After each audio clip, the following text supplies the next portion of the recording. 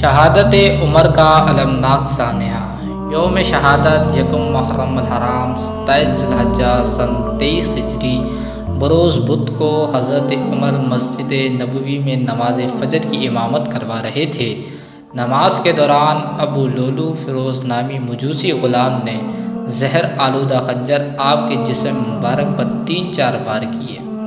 حضرت عمر زخمی ہو کر گر پڑے۔ حضرت عبد الرحمن بن عوف نے نماز پڑھائی۔ بدبخت قاتل نے مسجد سے بھاگتے ہوئے تقریباً 13 مسلمانوں پر وار کیے، جس میں سے 7 شہید ہو گئے۔ آپ رضی اللہ تعالیٰ عنہ کو بے ہوشی کی حالت میں گھر لایا گیا۔ ہوش آنے پر جب آپ کو بتایا گیا کہ حملہ آور مجوسی تھا تو آپ نے اس بات پر اللہ کا شکر ادا کیا کہ حملہ آور مسلمان نہ تھا۔ آپ رضی اللہ تعالیٰ عنہ پر خیثیت الہی کی کیفیت طاری ہو گئی۔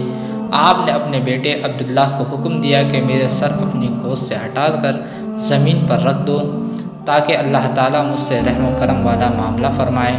اس موقع پر حضرت عبداللہ بن عباس رضی اللہ تعالیٰ عنہ آپ کو بشارتیں اور تسلیاں دیتے رہے۔ 3 دن قرب میں گزارنے کے بعد آپ رضی اللہ تعالیٰ عنہ زخمیوں کے تاب نہ لاتے ہوئے یکم محرم الحرام سن 24 ہجری کو جام شہادت نوش فرمائے۔